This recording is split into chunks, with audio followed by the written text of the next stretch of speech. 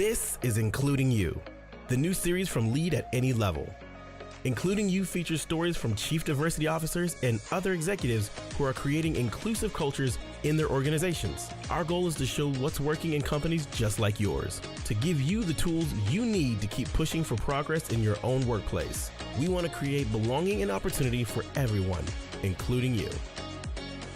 And now here's your host, Amy C. Waninger.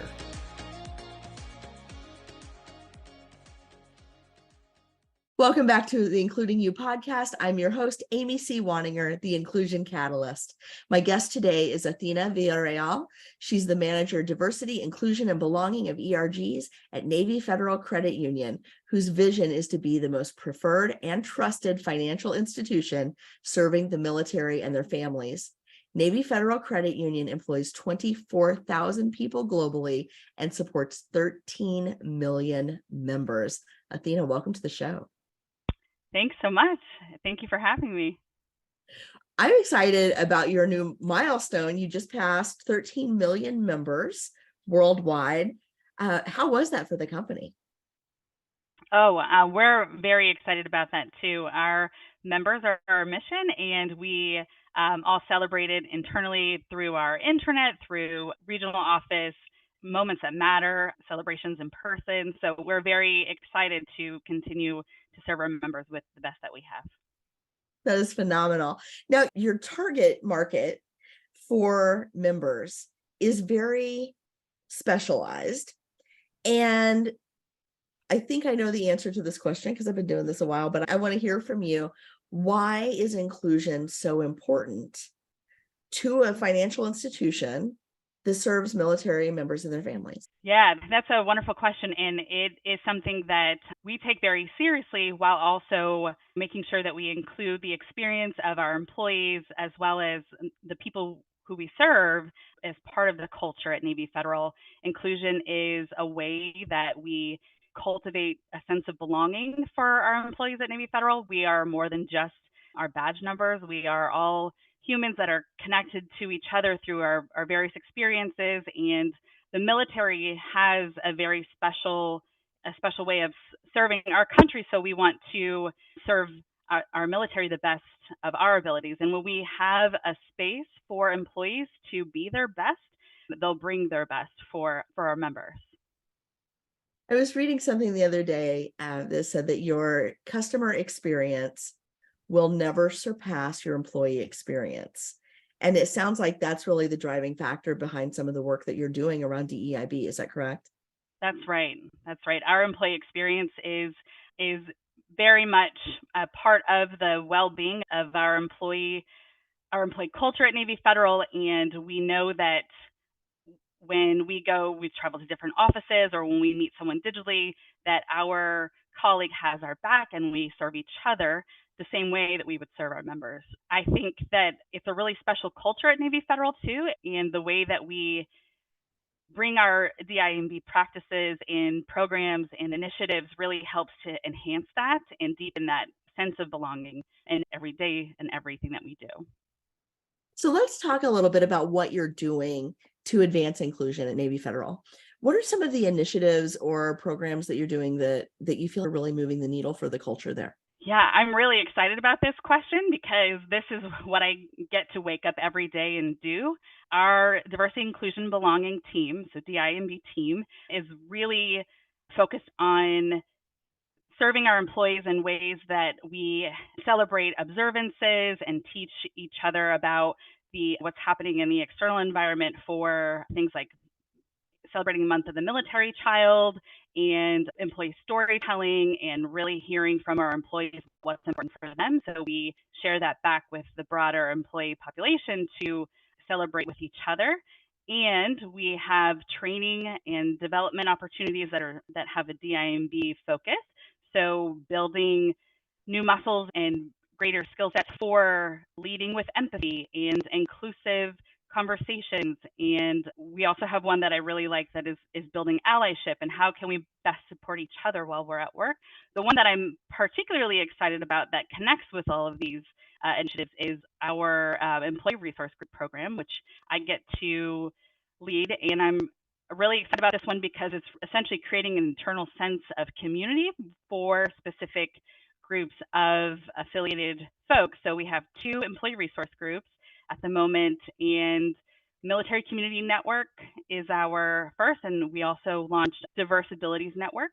And so far, the employees who have participated in this, and also our broader employee base, has really shared their excitement and their engagement by participating in our events and getting involved in conversations and meeting new people. So the employee resource group space, I think, has been really celebratory while also teaching each other about something new and how to be better colleagues for one another. So you mentioned celebrations, and you're celebrating right now at the time of the release of this episode, you're celebrating Veterans Day. Can you talk a little bit about what Veterans Day 2023 looks like in and around Navy Federal Credit Union? Veterans Day is such a celebratory time for us as we acknowledge and thank our members and our employees who served, and also our military spouses, our military brats internally, all of those who are affiliated with military service. In particular, MILCOM, our Military Community Network ERG, is also celebrating. We're also celebrating our 1-year anniversary, our ERG birthday, if you will. So we have a lot planned for cake and camaraderie, and it's also the same time frame that we launched last year is also Marine Corps birthday. So we get to have a huge celebration to not only acknowledge and recognize the veterans and military families in our organization as well as externally, but we also have a big milestone for our ERG program and the success that we've really had in this space so organically and so quickly, and it's just another way that we get to show appreciation for employees in the employee resource group area. Thank you for sharing that. There's a lot of stuff that happens in the fall, and I think sometimes these celebrations can be overlooked. People are like ready to slide into the end of the year. They're thinking about, did I meet my goals, and when am I taking off for make sure I don't lose any of my time off and all of that kind of stuff. But celebrating the Veterans Day and congratulations on your 1 year of ERGs, that's a big deal. And it's exciting because the community that you're building not only has something external to celebrate that ties them together, but has something internal that really draws them together into more of a tight-knit community. That's right. And we've had celebrations throughout 2023 on each service birthday, where we heard a little bit more about the employees in the particular branches of service. For example, when we served cake for Army birthday or for Coast Guard birthday, we were able to teach our employees more broadly about military acumen and what our armed forces do for us on a day-to-day. So it ties nicely to our business, as well as building that camaraderie with the folks who experience that as part of their own livelihood. So that continuous celebration and learning more about our members is something that we get excited about all year round. That's phenomenal. What kinds of impact are you seeing internally on employee morale, and what are you measuring around this that you can tell that it's making a difference? And then as a follow-up question to that, are you seeing greater engagement from your members as a result of the work that you're doing? Yeah, and that's a great question. So we're able to really get instant feedback and instant conversation with our employee resource group because we have a digital community that folks can share their voices and their feedback and all of the ideas and resources within a space that the ERG team has access to on a regular basis. And we're noticing that even just being able to reach out to colleagues who they normally wouldn't have access to on a day-to-day basis, because we're in a space that reaches all employees no matter where we work, that has been meaningful. We've also been able to hear employee stories more readily shared, in that when somebody comments or posts, then others feel compelled to share their story or to support someone in their experience if they have a son or daughter that is being deployed or something. So we're able to really hone in on that belonging element of the ERG, and seeing how Military Community Network shows up, as I say affectionately, in the wild, when we're not doing curated promotions of the program and there's a plug from a C leader in their particular forum, or there's an employee who raises their hand, say, oh, yes, I'm part of that ERG and we're having this event, you should come. Instances like that, in addition to the traditional measurements of engagement, event attendance, and clicks on a particular content piece, those together really help to get a bigger picture of the employee feedback in real time. I think it's interesting. You're the first person, I believe, on the show to bring up like online engagement, internal online engagement as a metric, but that makes sense to me. That would be something that would be meaningful and measurable, and that you could see improvement in over time as you're getting more people involved. So it's a really interesting metric that I hope others are considering as well, because it should be pretty simple to mine that data from your internal systems, but it really does show beyond sometimes membership in ERGs. And I use that in quotes and air quotes. Membership can be finicky because what determines who's a member of an ERG? Is it constant, people constantly showing up? Is it that they opted into an email thread or whatever? But seeing those engagement numbers has to be very, I would think, very gratifying from the perspective of someone who is continuing in the work beyond the launch and seeing the growth over time. It is something that is also fun to see the friendly competition during a service birthday. If someone has a joke about Army or someone has a joke about Marine Corps, that culture from the military is actually really captured within the digital space. And it's another way to enhance that sense of connection and belonging with a colleague from the San Diego office to our Vienna office. So I absolutely love the digital aspect as a way to stay connected. And it's important. We talk a lot about remote work now post-COVID, but teams have been remote for a very long time. Companies have been remote and scattered, and you're talking about 24,000 employees globally.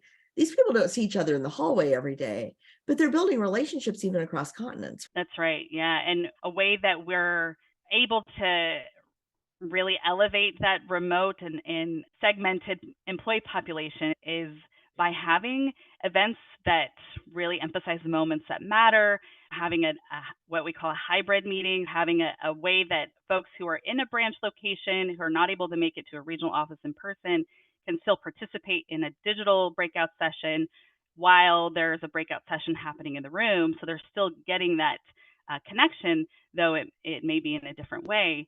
But yes, I think having that, knowing a colleague in a different office helps provide that extra, having the tentacles spread further and having a deeper sense of community in any physical community that they're in as well.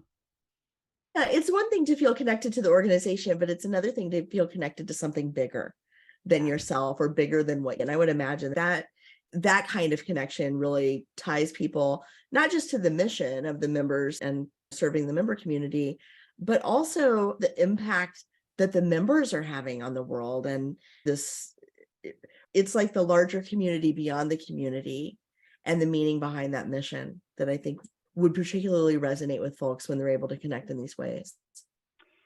Yeah, and I think it's a wonderful way, it's a wonderful statement, because also what's cool about seeing that real-time engagement and interaction within the digital space, if someone is in a branch location and they need a quick phone a friend from the ERG about the way one would need to interact with a member, then there's a huge support, a wave of support for that particular employee to serve the member in the best way, our members in the best way together. So we're all in this together, and we know that the advice that is being shared will reach a member, and so that impact feels more personalized as well.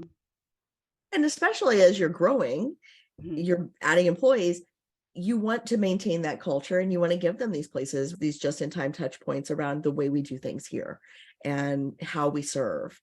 And so it seems to me like you're doing a lot of things right in terms of culture building.